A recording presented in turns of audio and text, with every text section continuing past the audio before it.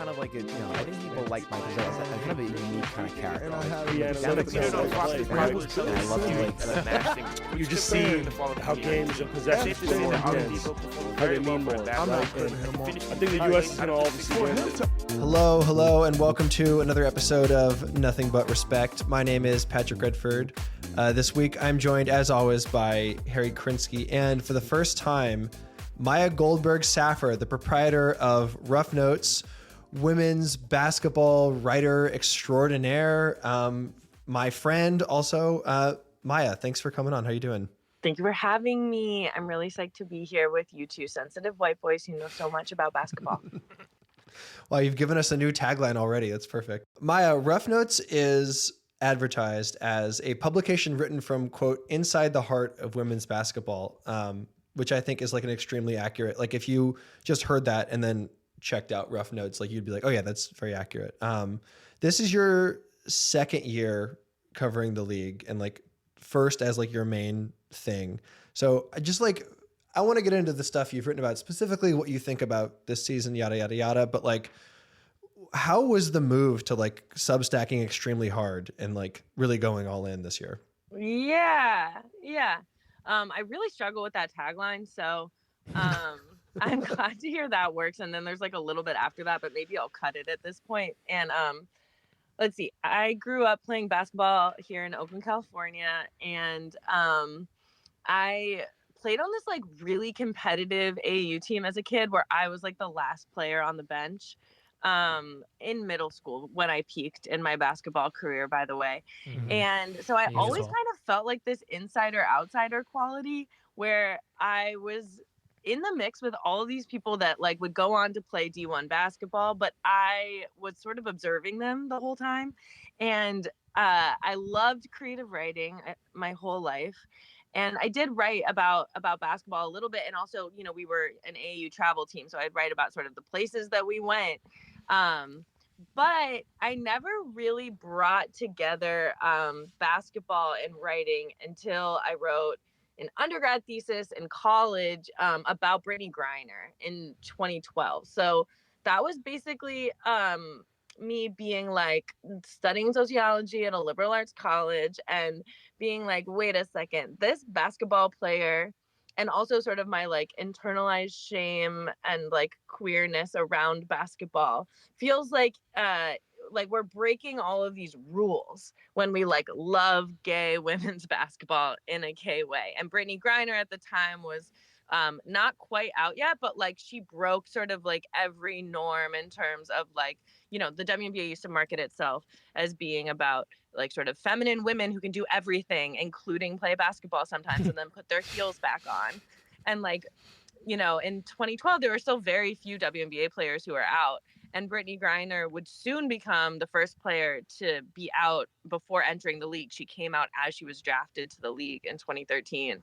And so I just wrote about her and sort of like how like the male sports internet like hated her so much when she was at Baylor. And she was really seen as this sort of threatening figure. I think a lot of homophobia, anti-transness, a lot of racism like baked in there. And so I did that. But then I like scuttled away from sports writing because I felt like my perspective was too sort of like weird and maybe cultural. And like I wasn't obsessed enough with understanding like the X's and O's or game mechanics of it all.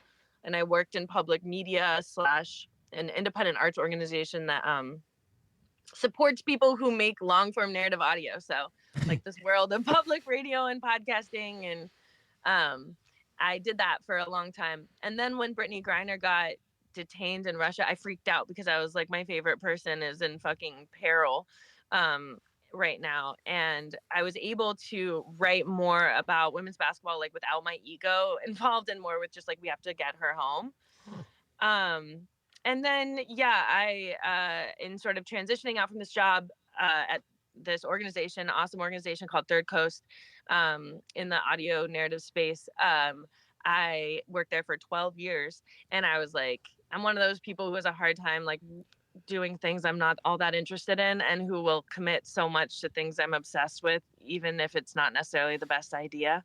So I was like, let me lean into writing about women's basketball and see where it takes me. And so I got credentialed last season to write about the Chicago Sky. And I was writing for an alt weekly in Chicago and sitting there on press row and just, taking notes and feeling like whatever the fuck I am writing down right now is like 100% not what this like Sun-Times journalist next to me, or actually she wouldn't sit next to me. She sat closer, but like, what these like CBS, Fox News, sports people, Fox Sports, not news, are writing. And so then I was like, what if I just let myself write like this, like go back to kind of that childhood, like I'm a weird creative writer and a basketball player and I don't know how they fit together. Like what if I reapproach that now in my 30s or whatever and sort of see what the fuck happens. And so I started publishing rough notes on Substack and just like let myself write sort of authentically as myself and in this format with these bullet points that kind of reflects like what is going on in my head. And that's how it started. I finally quit my job at the end of last year and went full time into freelancing. And so my first, the first thing on my agenda was like, I got to relaunch this Substack. I got to make it as real as I can. And I like worked with a couple friends who are artists to do the graphic design. And I started up paid subscriptions and I like have made it kind of my main thing in 2025.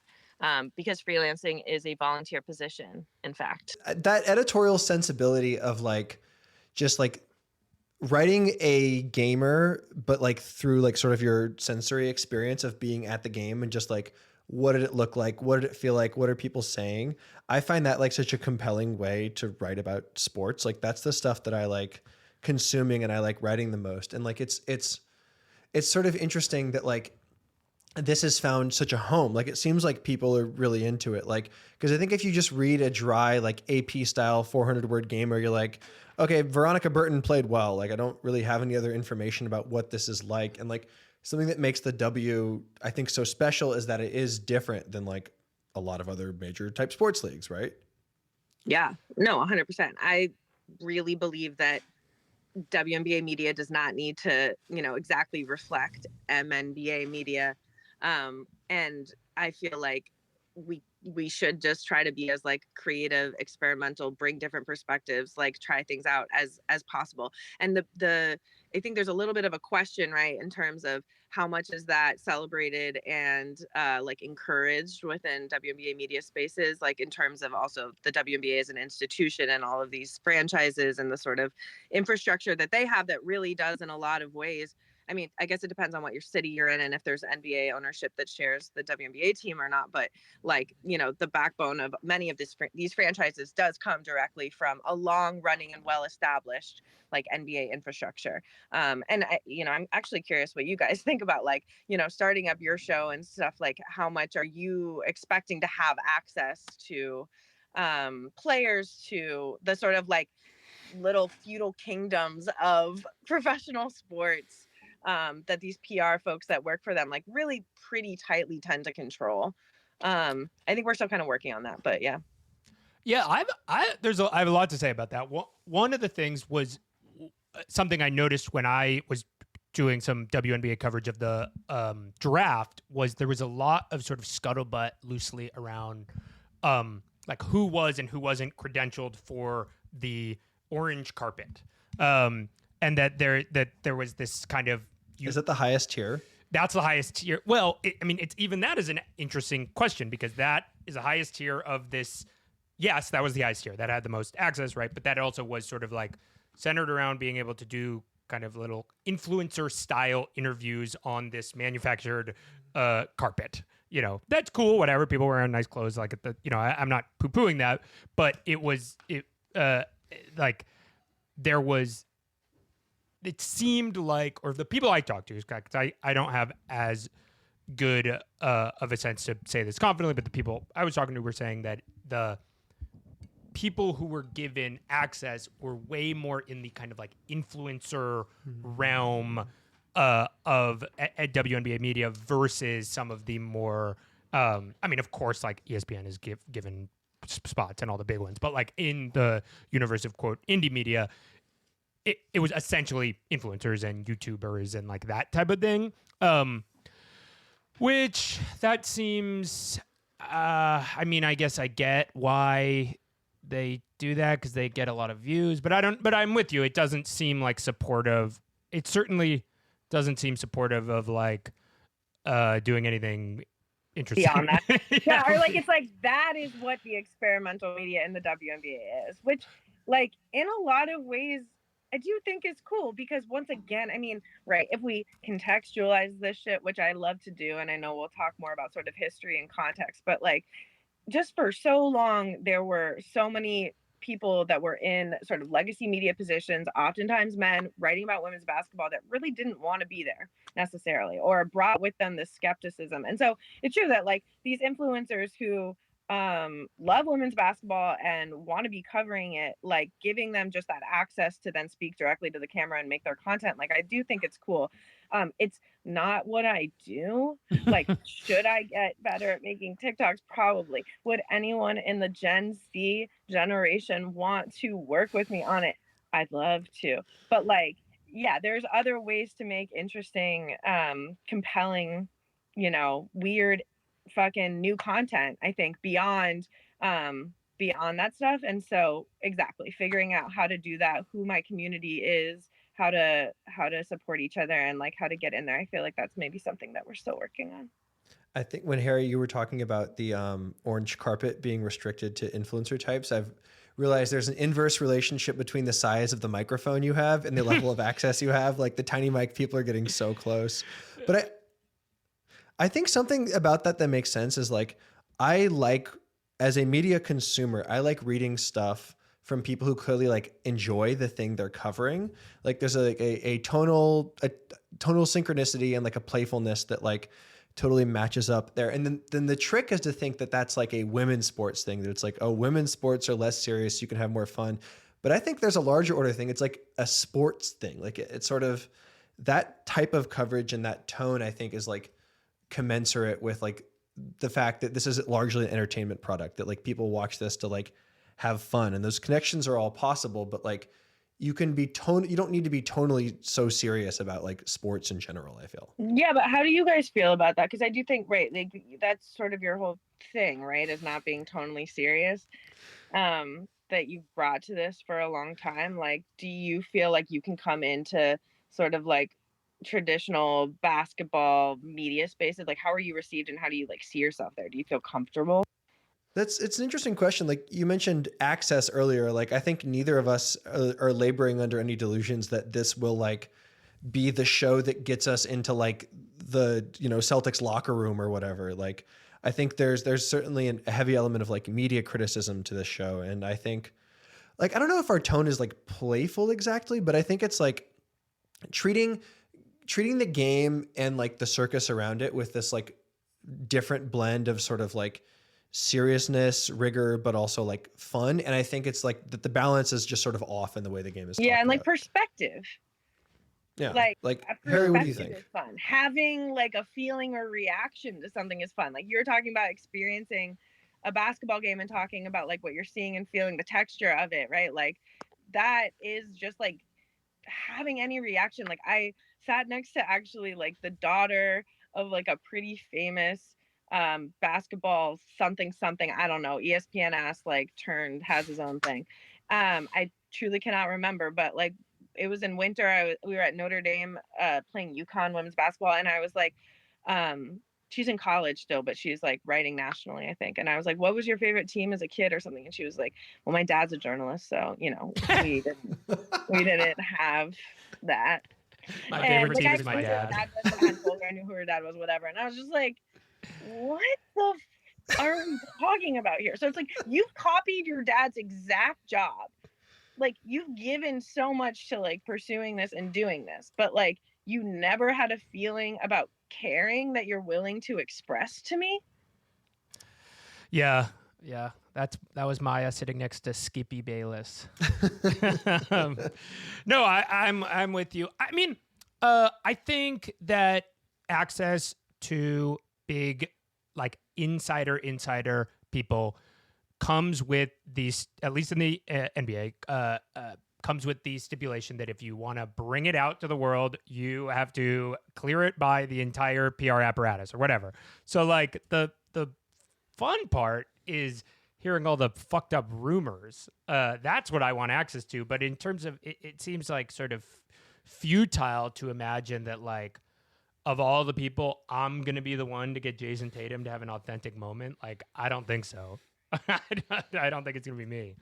Yeah, and like that really syncs with the kind of like Deadspin first, Defector mission now, which is like sort of not like fully against access like as a concept, but like sort of based on this thesis that you can do the most interesting stuff. Like you don't necessarily need to have like a close relationship with the like subjects themselves to do interesting stuff around it. Mm-hmm. It's interesting because I think like within sort of the WNBA, there's this idea or feeling that maybe that like a radical imagination is still possible, and like realizing that is maybe still possible, right? Like when we're talking about not repeating the same exact thing that the MNBA has done. Like, I shouldn't say MNBA on this podcast so much. I feel like people are going to like that the NBA has done. Like, there's sort of this feeling of like, even I think within the press room and when talking to players, like, how can this be different, or something more surprising might happen. You know, because also once again, like players for so long weren't really even allowed to like sort of more directly express themselves and like be themselves. Like, I think we want to talk about stud buds, and part of what makes stud buds so like sort of refreshing for people, that's like sort of the like mainstream headline about it, is like that they're allowed to be who they are. Like, these are two WNBA players who are studs who are super popular right now, and even that is still kind of like a mainstream headline.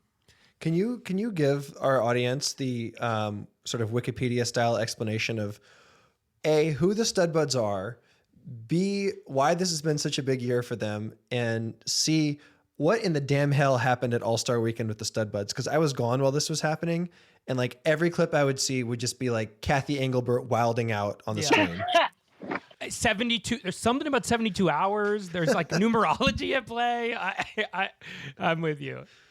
Yeah, I'm like, what reached you? You know, what pierced your FYP? I have a kind of a meta point about that afterwards, but I do want to hear this because I'm with Patrick. I'm like, I think I know, but okay. I'll for sure tell you. I also want to pull back. Unfortunately, I am disrupting the flow. You can cut this. Maybe it doesn't fit absolutely anywhere. But in 2024, when Caitlin Clark and Angel Reese got drafted, I did, in fact, before I had press credentials, sneak into the orange carpet at BAM. And I did absolutely fuck all with a little mic or anything. I produced. Actually, I wrote an article about it. I pitched an article to an alt weekly with the idea that I could sneak in. And thank God I did. But it's like, we do live in a world. It's like, what the, you're getting. Wait, how did you sneak in? And you're sneaking in, and that's what you have to do. Wait, so back to the stud buds. Yeah, let me go back to that. I'm so sorry. Back to the stud buds. My interpretation of the stud buds is that there's a little bit of like a phoenix risen from the ashes quality about them, because the way that they. Wait, say their names. Who are they? Yeah, we need even step back because yeah. Thank you. All right, so the stud buds, we have Courtney Williams and Natisha Heidemann, and they are teammates on the Minnesota Lynx, and they tend to dye their short cropped hair bright pink, and they love each other. And they love each other because like they were on the same team last year, but then Courtney Williams went through a massive breakup. She was engaged, and Natisha Heidemann has also been engaged to, at the time, another player in the W. And so I think that they have trauma bonded from being these like emotionally sensitive studs with like so much feeling underneath, and they've turned to each other. They are besties, they are twins, and they also have like kind of like big dick energy at all times too. And so they like help each other kind of like hold both of those things, and they're really both both really like social and chaotic, and super funny. And so what they started doing at the beginning of the season was they just got on Twitch, and they started live streaming every day that they weren't playing a game, which I was like, this is going to get shut down. Like, this is too much. This is incredible. And also, how can their coach, Cheryl Reeve, who's sort of like an angry lesbian in her 50s, not be mad about this? But the other thing is that the Minnesota Lynx are the best team dominantly in the WNBA right now. So come All-Star Weekend, they announced, the Stud Buds, Courtney and Natisha, that they're doing a 72-hour live stream during All-Star Weekend in Indianapolis. Courtney is Give me a sec. Before, I want to just interject with a few questions.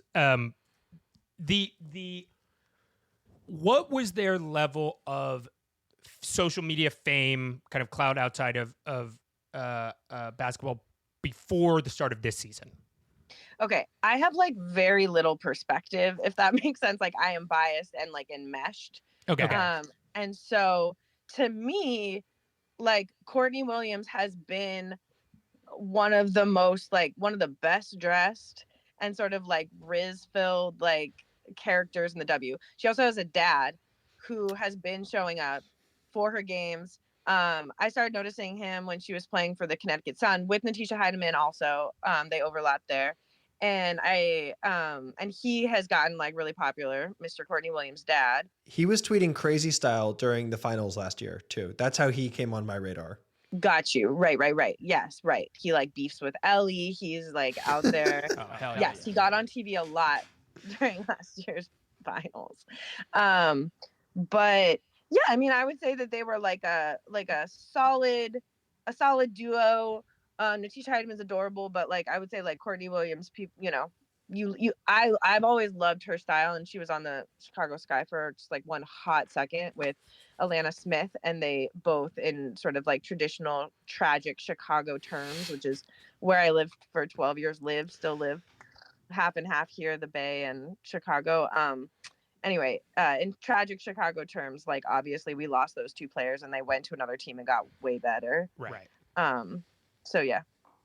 Okay, let's keep going. So so the 72-hour live stream is being announced.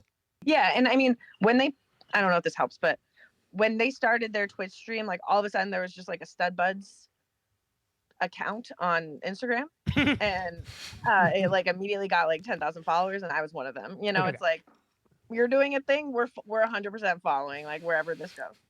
And So I'm sorry, I have one more. On these live streams, what's going on? okay. But before the 72, just like Well- yeah.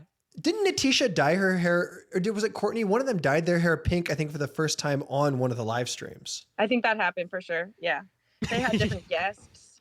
They had Dejanay Carrington on when she was still on Dallas. Dejanay Carrington is now on the Lynx. Right. They had like a little moment about how bad the Dallas Wings are. There was some kind of unokay shit where they were talking to their teammates about to Nafisa Collier, actually, reigning MVP front runner. Who would you let your daughter date on the team, or who would you most want your daughter to date on the team? And then it was like, absolutely not you, Courtney. And everyone was like, why? And then it was like, because you want your woman to like cook and clean. So it was like revealed that like there's some problematic politics going on. There's like dancing and singing. That's personally was sort of my favorite. Like, I was like, maybe Courtney needs to zip it up a little bit, but I like this sort of like surrealist, absurd, like dancing and singing shit that's going on. Just like the vibes. I love vibes. I operate on vibes, I think the first clip I saw was they had one of their Lynx teammates on. I forget which one, but they were like, we all thought you were gay for a while because you have a joie de vivre and a spring in your step. And I thought that was just so funny. That was Alana Smith, and they called her like Miss Frizzle from the Magic School Bus. Got it. Okay, so I'm tracking, and this is tracking with kind of what I'm seeing, which is like every once in a while, an incredibly hard to parse but incredibly compelling clip will hit my TL. I'm like, this is my fluent language. But okay, yes. So Yeah, they we're go to like Indiana. enjoying. We're enjoying. We're loving. I mean, and some people are calling out some of the problematic politics going on, but it's a vibe. It's like a whole vibe. And then they announced that they're doing a 72-hour live stream during All-Star in Indianapolis, in which Courtney Williams is an All-Star. Natisha Heidemann is just going to be there live streaming. They're going to stay in the same hotel room and show us the whole thing. So a lot happened during that weekend. It sounds like y'all saw some of it.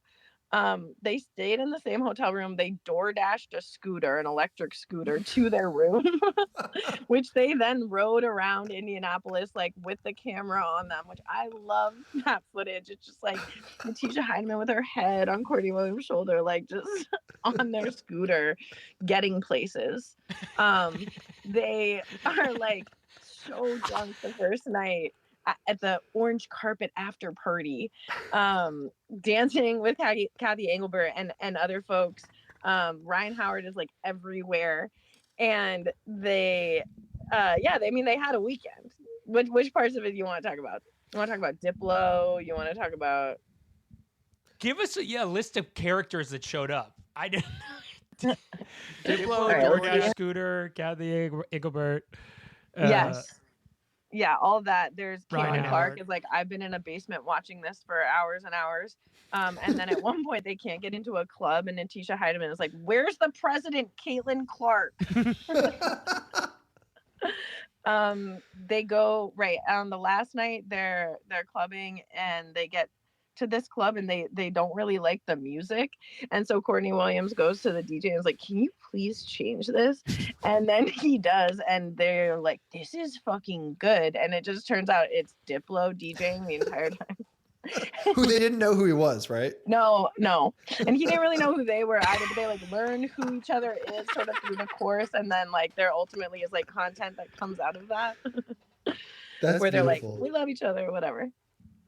Let me see what else happens. I mean, they like sort of harass everyone in the WNBA in a wonderful way. They're like hitting on Gabby Williams and her fiance, who they're like very private about shit, but they're just like, Maureen and Gabby, are we invited to the wedding?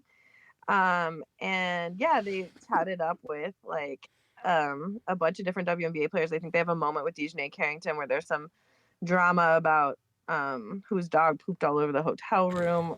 Okay, don't quote me on that because I didn't look that deeply into it. Kayla McBride is there like having feelings at the club, and they're just like singing in the streets. Like Pink Pony Club hit the WNBA weirdly this summer through Stud Buds. They were like very obsessed, and it was just kind of like magical and this weird sort of break from this like very packed WNBA season, which I'm sure y'all know, like we're on track to lose more games to injuries than like any WNBA season. You know, there's a kind of freneticness to it. And so it was this like, for me, it was this funny, like joyous rabbit hole kind of away from some of that. And I found it revelatory in that way. Do you think that's like why that sort of sensibility is kind of like why it's been so popular this year? Because I find the rise of Stud Buds, like this couldn't happen. I feel like it really could not happen under like many other circumstances. Like, so like, why do you think they've been so popular this year? Is it just because or like they're funny? what are you thinking like in terms of many other circumstances? Like you're like under like how intense the WNBA is right now, kind of? Yeah. Like if just imagining like, I don't know, like Russell Westbrook announcing a 72-hour live stream, everyone would just like try to kill him. And they would be like, this guy's unserious. He doesn't care about winning. It would just, you'd find a lot of like familiar sort of knee-jerk resentment to it in a way that like, even though like you said, Courtney Williams is an all-star, like is on the best team in the W, it seemed like everyone was just very into it. Yeah, right. Which is, maybe that's just part of this moment that we're in. Like, you know, I get deep in my feels about oh, there's this narrative that no one cared about women's basketball until recently and how wrong that is. And like, I'm obsessed with the people that like have been showing up for women's basketball this whole time. I find them very compelling. I love the elder lesbians and I love the sort of like women's basketball diehards. But at the same time, we are having this moment sort of like turning this new page of like mainstream and sort of explosive popularity. And so like what can we do with that? And what can we do with yeah, I think all of these players who are really they've been competing at this high level and they are just kind of like bursting with this energy to like be present, be themselves, be allowed to like express themselves. Like so many of the players in this league, not so long ago were like flying commercial and sharing rooms at like shitty hotels and, playing internationally and going between, all these different countries to make a living. People are still bringing those experiences with them. I think right now, like there's this sort of fresh crop of new talent that's coming in for sure that maybe haven't shared those experiences, but at the same time, like yeah, I think that those connections, I mean, again, dating all the way back to, decades ago, like within women's basketball, those ties are deep. And so I think that there's just like so much energy and sort of like joy and release around being able to take advantage of this moment. I think you're right. And then I think it's also sort of butting up against some of the tension that arises when something is growing in terms of, in particular, I mean, the CBA negotiation that's going on for a new contract and the fact that the players really feel like they have not gotten a fair revenue share of a league that is now like selling franchises for 250 million or more, and it's like, where is that money going, right? And how exactly is the NBA sort of deciding like where the revenue from this goes? Like there's these blurry lines around the narratives that get told about how popular is the WBA, how much money does it actually make, da, da, da. It's clearly popular right now, it's clearly a successful product. Billionaires are being recruited to buy franchises, so what are the players getting back? Like there's also that tension there. So the combination, I agree it's it works, I think, in a lot of ways for this like expressiveness and sort of like action that's happening there to pay attention to. That makes sense. Now I know what's up with the stud buds. And also, like, I think that like specific tension, I think, is perhaps the single most interesting subplot of this season. And like, I guess you could say the CBA, but the CBA like is part of that long lineage. And one of the things that I've enjoyed most about your work, both for Defector, for Rough Notes, for Oakland Side, is like this real affinity towards the history of women's basketball that you have, and like the ways that you link those two together. And I feel like the way to get into that specifically is to talk about the San Francisco Pioneers, about whom you've written several times. There's all these incredible anecdotes across like all these stories, which we'll link at the bottom here. But like their advocacy group being called Legends of the Ball, I think is like the coolest thing to ever happen. That's so funny. Wait, why? It's just a great name. It's incredible. Got you. It just feels right.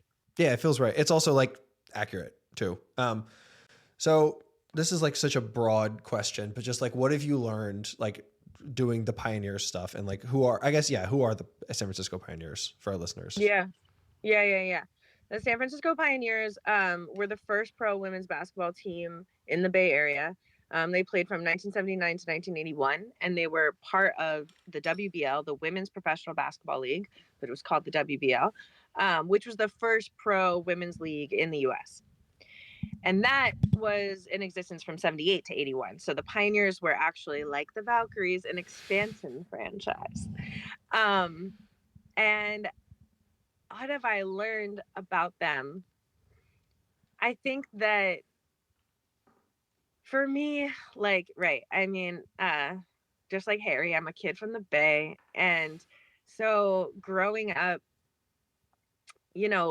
just having a having a WNBA team come here this season is kind of a dream come true.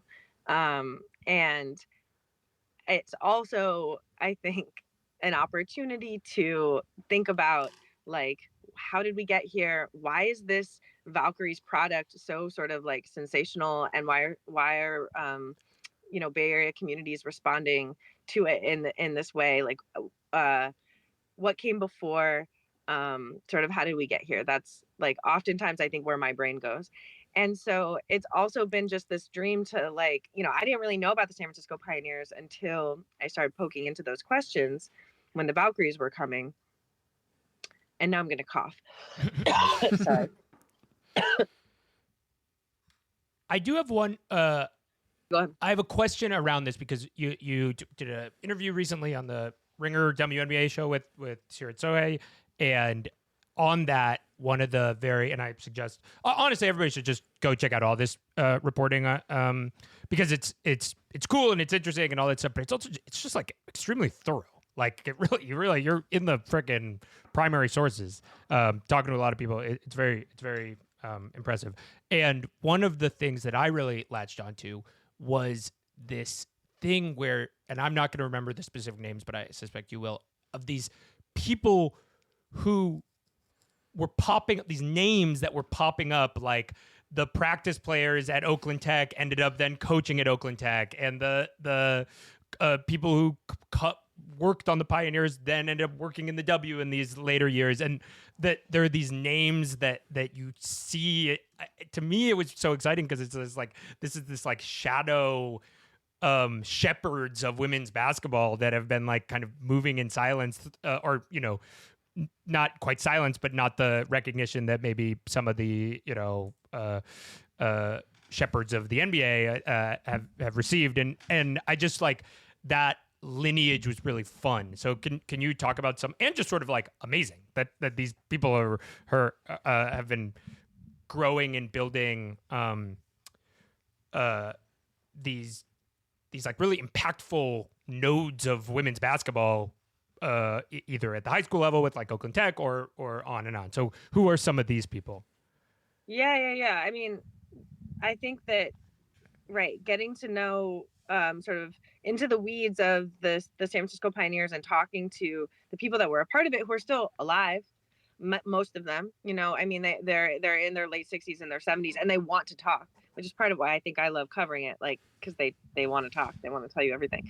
But it's just endlessly interesting, and it's both like women's basketball history and Bay Area history, and that I think is fascinating. So, like, let's see here, we have, right, in the WBL, so many of those women whose careers were really cut off. Like when the WBL folded in 1981, the league had existed for 3 seasons. It was the first time that they had the chance to play pro, and it was like this dream come true. And then I think it was also like the first time that they really had their hearts broken by no longer having that opportunity. And that is something that continues on in the history of women's basketball, are a bunch of leagues that even barely get off the ground, a bunch of dreams that like they can't really get going.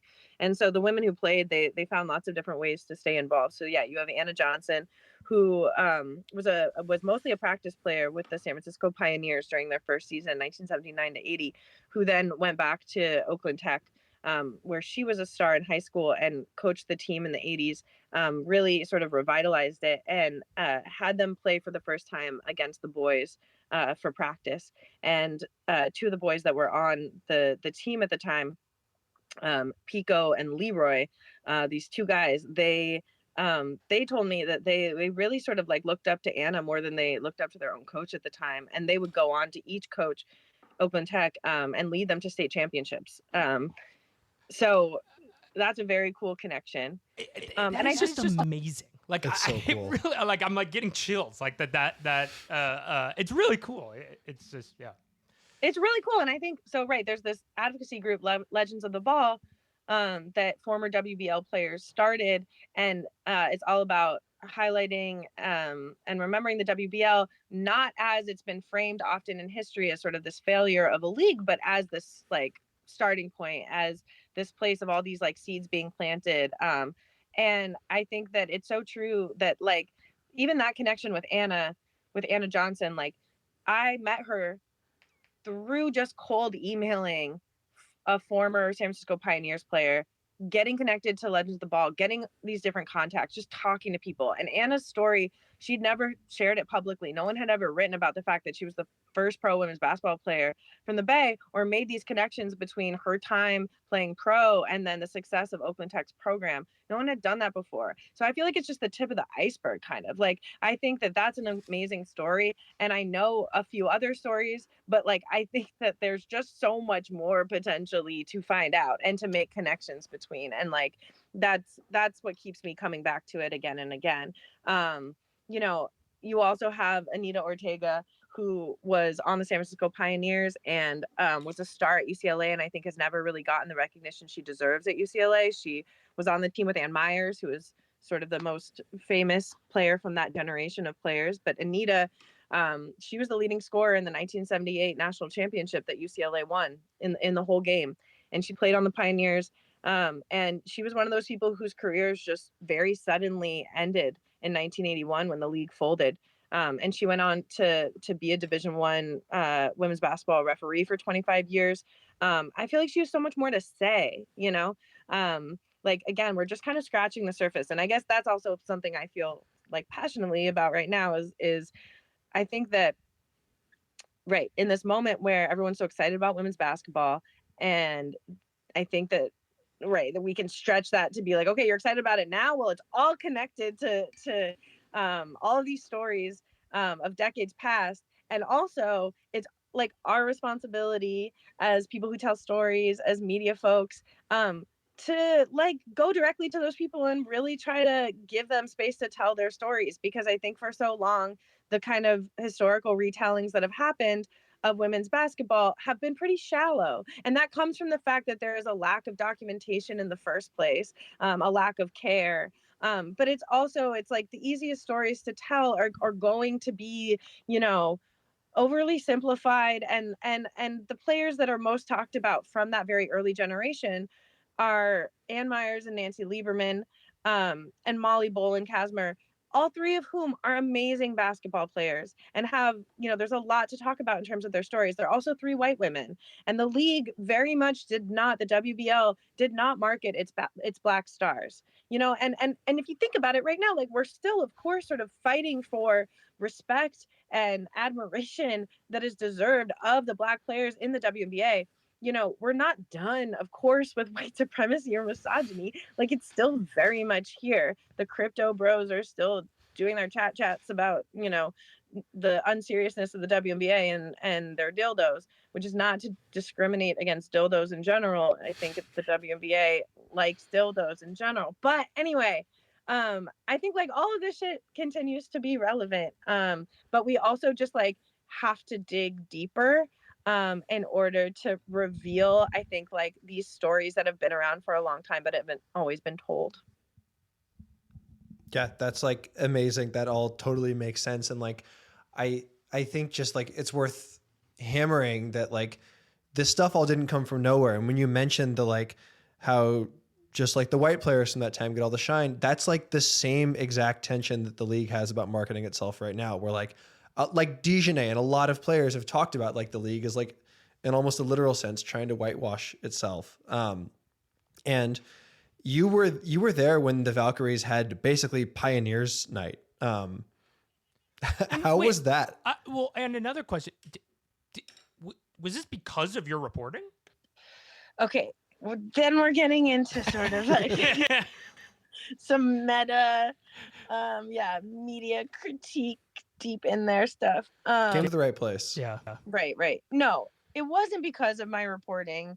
I think that I definitely want to shout out and credit the fact that as soon as they heard about the Valkyries, like a WNBA team in the Bay, there are a few former players from the Pioneers that reached out to the franchise right away. You know, they, like you're talking about Legends of the Ball, like they want to be part of this and they deserve to be part of this conversation. They know who they are and what they did. And so they really tried to start this conversation, and they did. They started the conversation.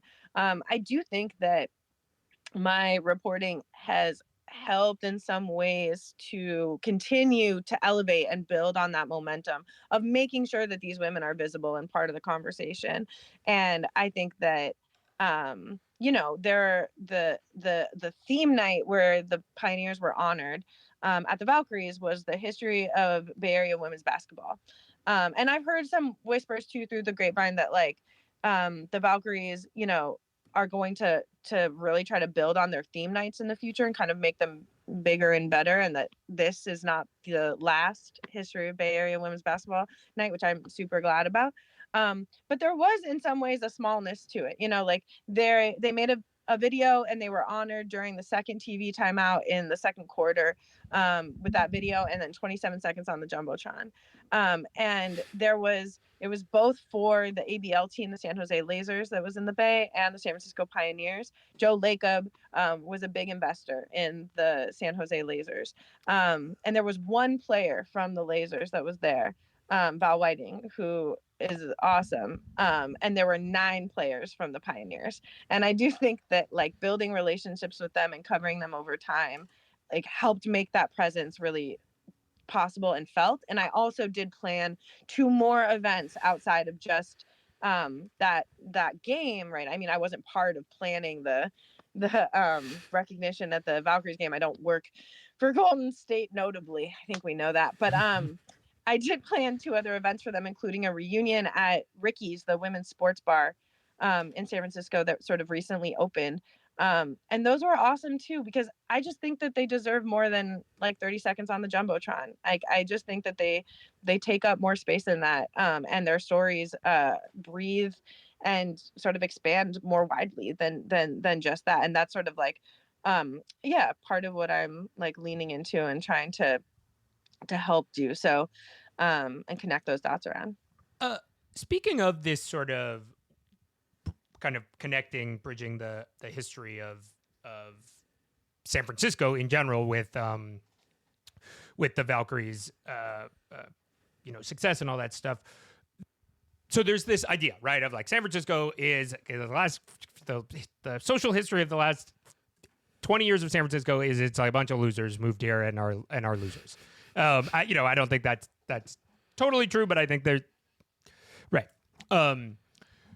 And then you have Chase Center, which is in a certain sense a shrine to the losers. It's this like giant, That's great, newfangled arena purchased with a bunch of tech money, blah blah blah, super chromed out, whatever.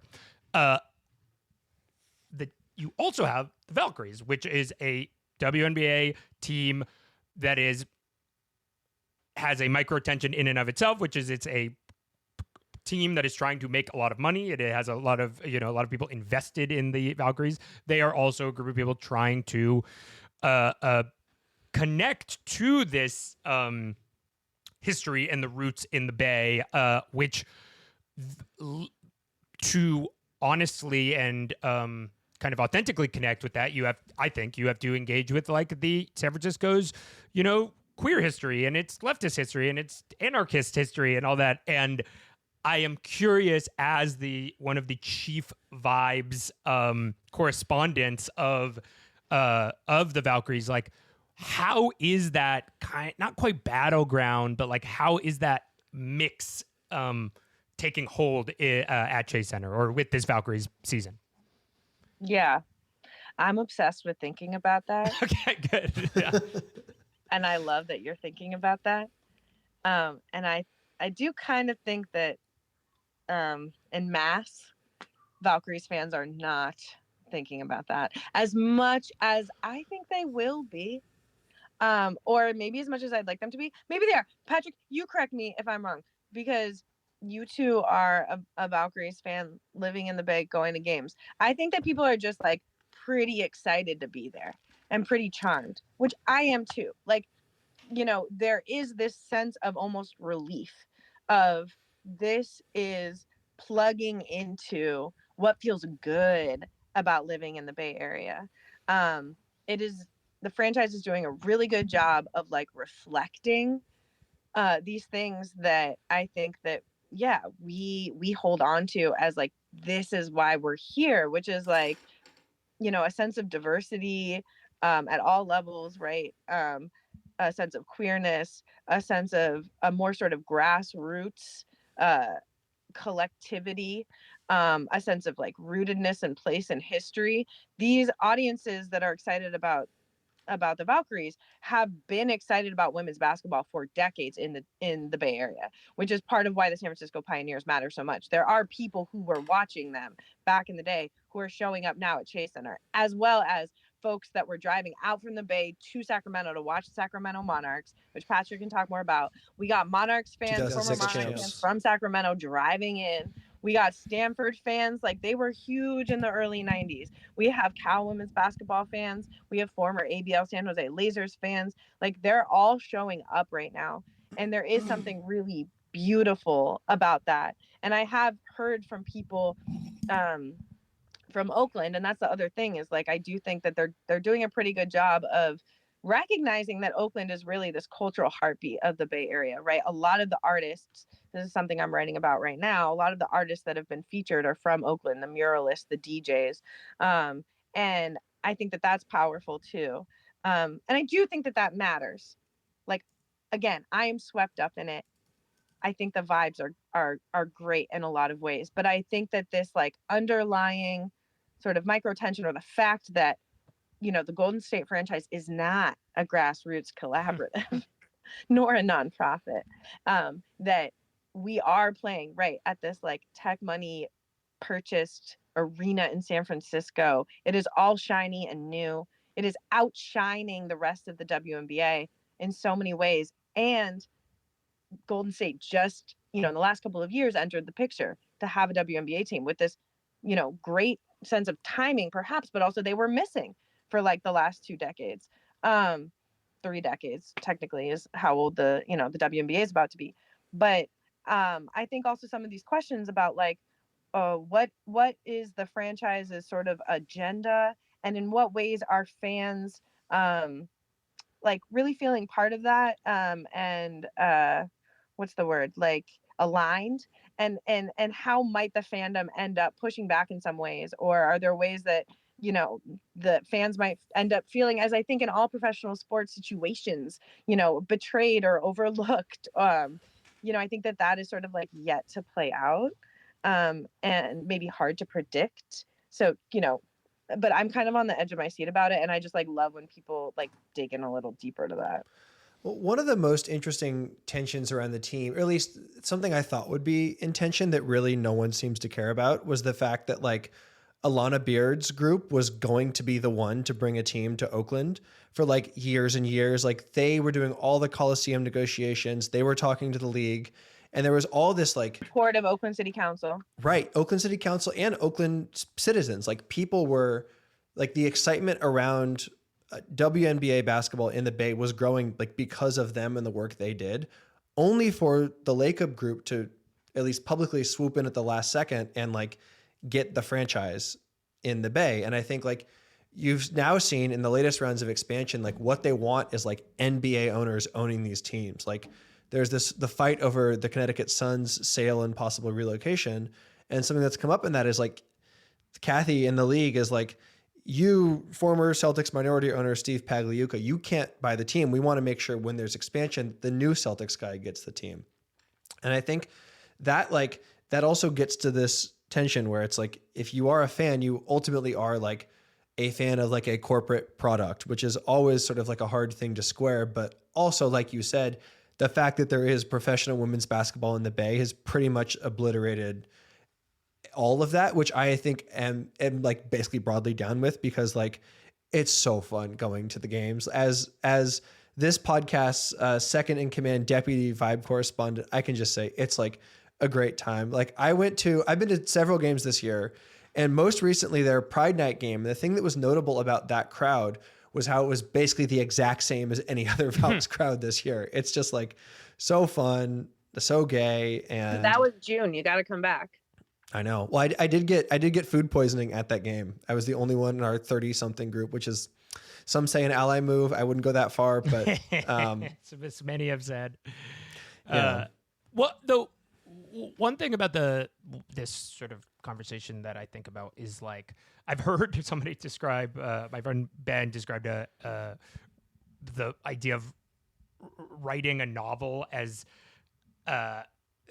there's an elevator and people can get off at a different floor, and you have to be ready for them to get off at whatever floor. The floor might be the narrative structure. It might be the sort of like metaphor of the prose. It might be like if there's a beautiful love interest in the book, whatever. And I do think there's something to that about this conversation where some people just want to go to a basketball game to have a fun night out, right? And like that it can potentially exist for some people on that level, and that's it, and that's enough for them based on their interaction with basketball. Certainly in general, that's how I approach going to NBA games. Is like that's I have a relatively uncomplicated way. But some people also very understandably want that texture and all that experience, and like the question around like how much sort of quote unquote work are the Valkyries willing to do to make like those other elevators, those perhaps not as profitable elevator stops, make sense, worthwhile. And then the only thing I'll say is like, and maybe this is so out there, but like I don't think it's just this,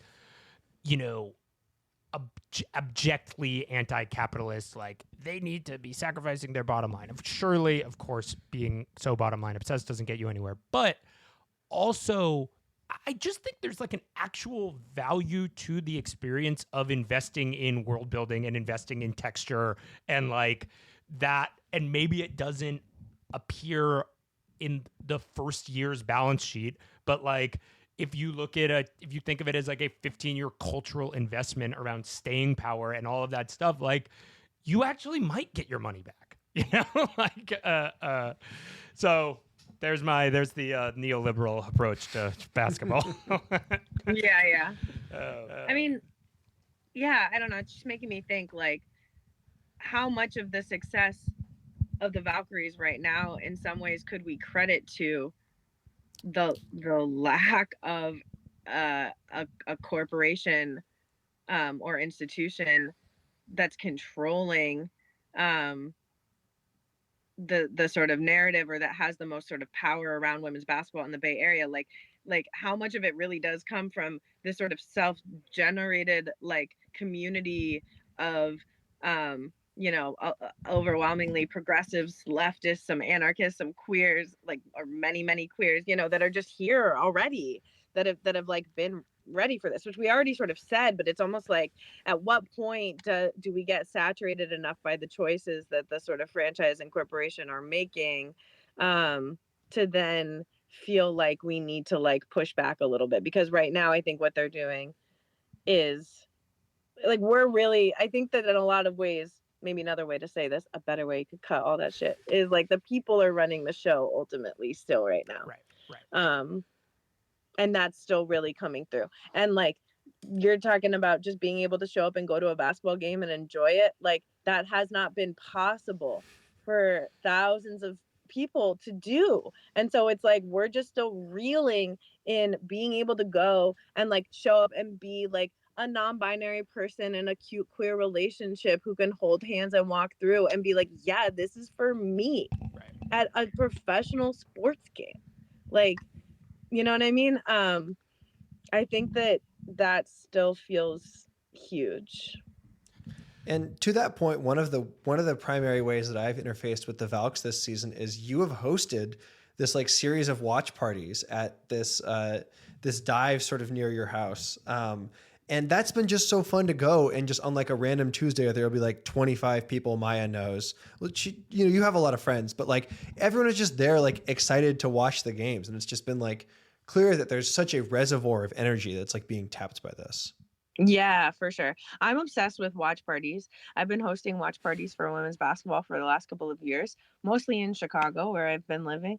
And yeah, like having, again, it is right. It's like creating a space where people feel like they're meant to be there and that like basketball is meant for them. And I guess I just can't overstate how not true that's been for a lot of women and queer people in the past. And so, yeah, like getting people together and watching a game, like whether it's in a living room or like a really sort of grimy dive bar or in like a new women's sports bar, I think it's really powerful. And it also, I think, is pretty cool because you don't have to pay the Chase Center San Francisco AI prices to get in. And it's a bit of a schlep to get to Chase Center, I would say, from basically anywhere. Oh God. And so it's another way too for us to like bring people together on the Valkyries in Oakland. And there's like this group of people that in Oakland that have really come together to do these watch parties.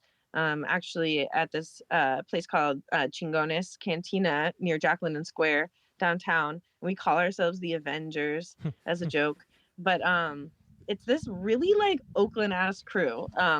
There's this person, Rita. She's been running this like women's basketball pickup run on Monday nights since like 2015 and advocating for a WNBA team here. She's part of it. This person, Audacious. She has been like a long time artist and educator in Oakland. We got Tiffany Threets, who's an amazing artist, born and raised in Oakland, playing basketball. And so, yeah, to me, that's just like the coolest thing. And it feels like the vibes there are kind of like, especially sort of Oakland and in and of themselves.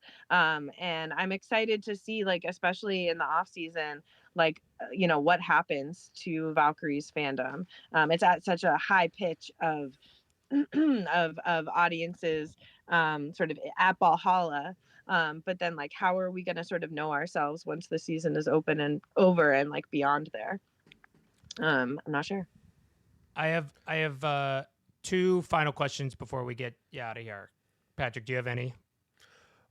We do have to talk about I have a question. the lesbian. Oh yeah. Wait, you teased. Is this the question you teased like multiple hours ago, saying you had a question for us? Okay. Sensitive white boy correspondents are standing by. Yeah. Shoot. Okay, so for the two of you, right, Harry, someone born and raised in the Bay, and Patrick, someone who's been living in the Bay forever and is Sacramento part of the Bay, is a perennial question. Anyway, I'm working on something about who should really be sitting courtside at Valkyries games. And I wanted to know if you have any contributions to that. Ooh, Ayala for sure. Is this hypothetical or is it like for real? Well, no, it's hypothetical for real. Got it. I mean, I have no power. It's hypothetical. Okay, sure. So is this inspired by seeing Brandon Pajemski's broccoli cut at every single game and thinking like, we got to get some better courtside celebs going here? Yeah, a little bit. It's also inspired by last season in Chicago, feeling like they were just bringing in a lot of fitness influencers, like, oh man, I had a lot of fitness influencers that I was going to suggest, but I can think of some new ones. It's kind of a hard question. I understand. No, I've got a bunch of thoughts for you. Okay. Same. Obviously E40, but we want more of that. I'm going to go with, I would like Max Wade and Guy Fieri sitting next to each other in a sort of like peaceful transfer of power style. I would like the entire white girl mob. I would like Krayshawn. I would like Lil Debbie. I want Mr. Fab I basically want like every sort of decently famous rapper from I want Andre Nicotina. I want You gotta have Mac Dre night, yeah. Yeah. Everyone that they're playing, like they're playing all this music, but we need to see them. Yes. I want Keek the Sneak. I want let me see. What are some other like women like Kaylani, I guess. Gotta get Kaylani out there. I really want Krayshawn. There should be just Krayshawn night at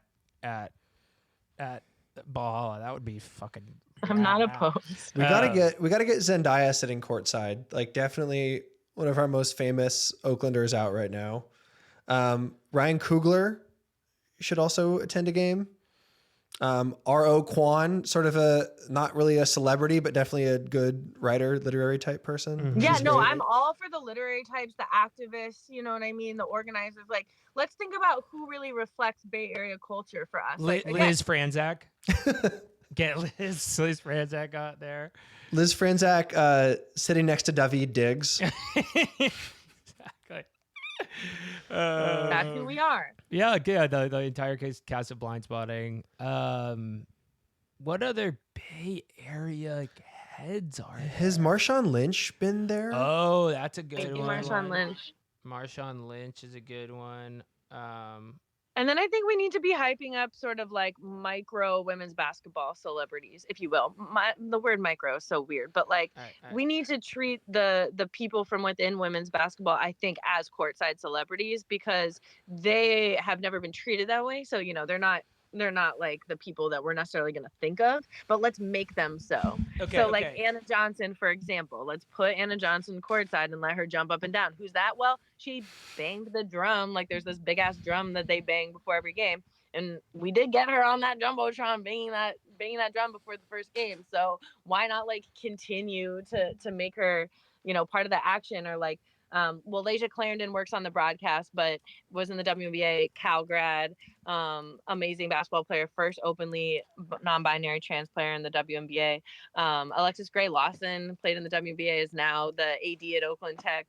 Rashonda Gray is Cal grad who's playing in the semi-pro league here.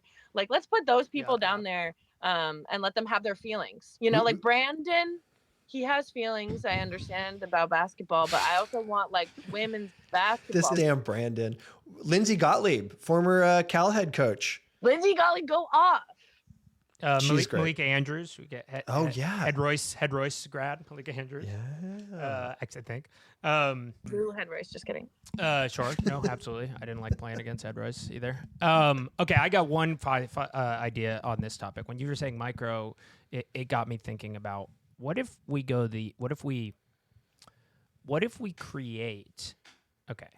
rename the Chase Center area, that whatever it's probably called, like Willie Mays Circle or whatever, we name it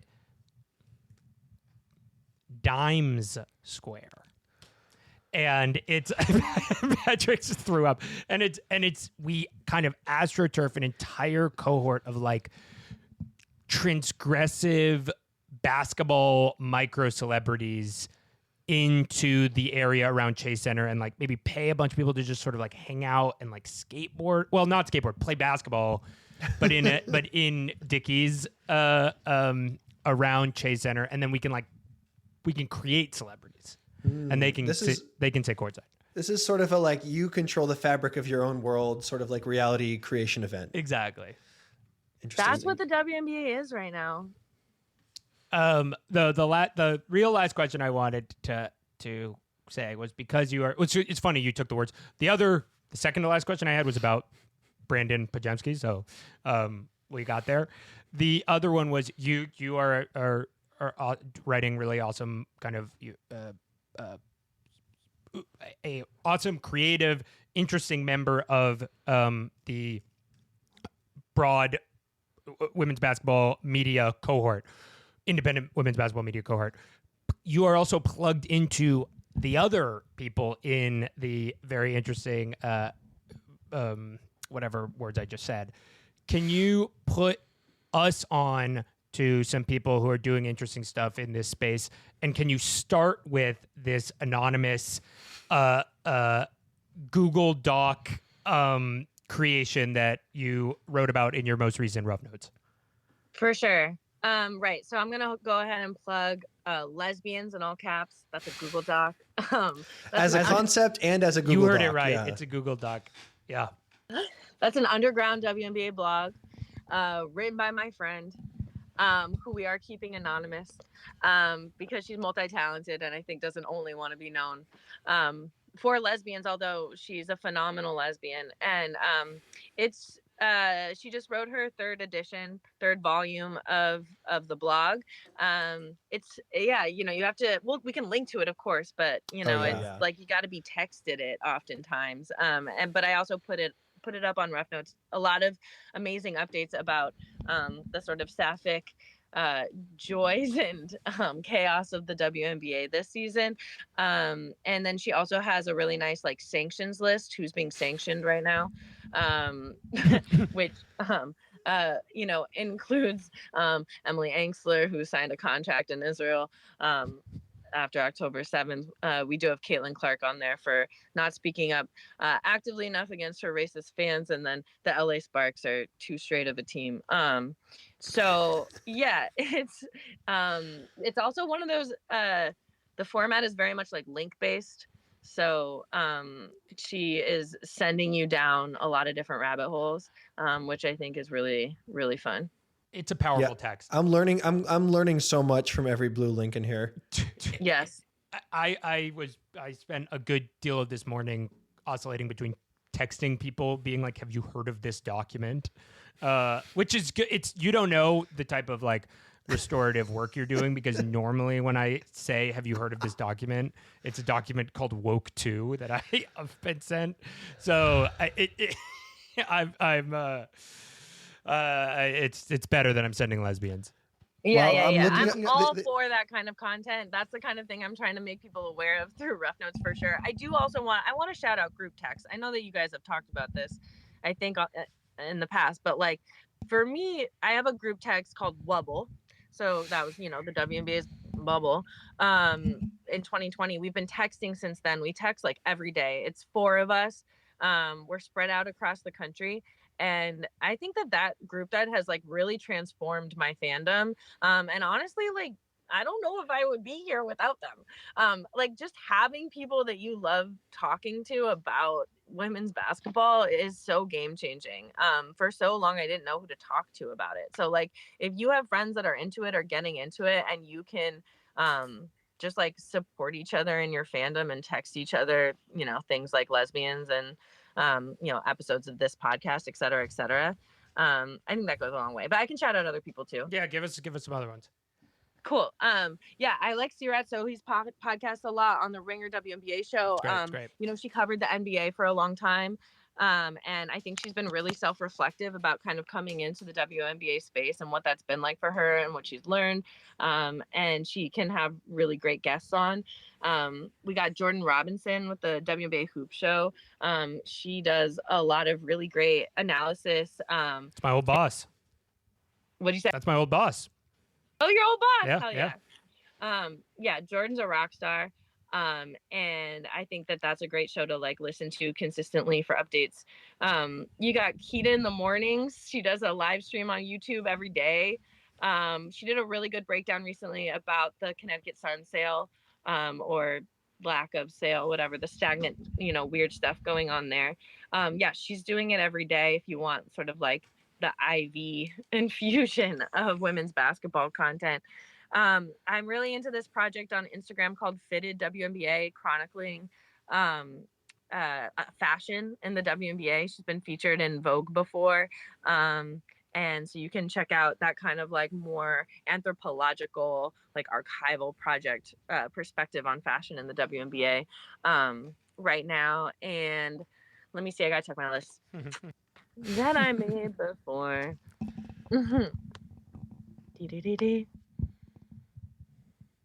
Sheryl Crow. Oh, no. I misread. I was like, Sheryl Crow. Yeah, Sheryl Crow's doing a lot of interesting Sheryl Crow is a stuff. big Bucks fan. Is she? Yeah. Weird, Wow. weird, but true. I wonder what she thinks about the Miles Turner thing. I should email her. I love that. I think I should make. Oh, sorry. I mean, I just think that people making their own little projects, like however fringy it is super exciting. My friends make B-Ball Cuties. That's a podcast out in Chicago. There's Sports Gays Unite here in the Bay.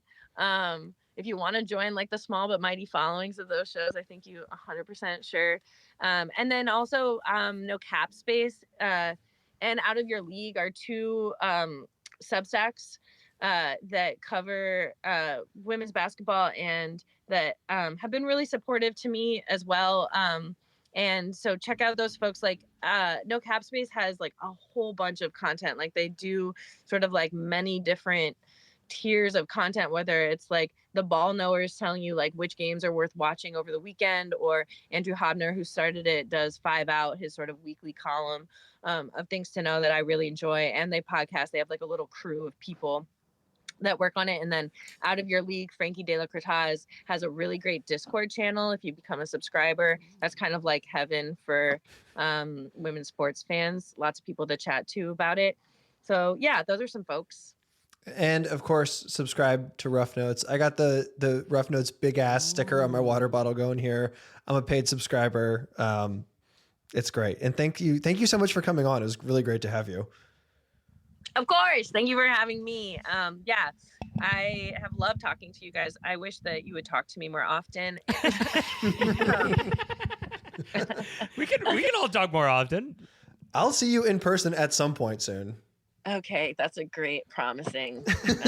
Very specific. Yeah. Yeah, we have a group chat now, so Yeah, that's good. we can name That's it. true. Do all that. Patrick's 11th WNBA group chat. He's cheating on Yeah, me. that's on right, all of these, exactly. yeah. That's what it's all Thrilled to be your about. 11th WNBA. You guys don't want to see what sort of Google Docs are being swapped around. Dude. Seriously. I want to see all of them. No, this has been a blast. I really appreciate you guys. I'm excited for your podcast. And thank you for shouting out Rough Notes on Substack. I'm also on Instagram, roughnotes.mgs, for sort of like even goofier, more unhinged stuff. But yeah, Rough Notes is like both. I like to be both unhinged and then also kind of like tender. Like I have a lot of big feelings. That's me. So it's both. Hell yeah. All right. Well, we will see you guys next week. And thank you for subscribing and listening as always. Yeah. Thank you. Bye.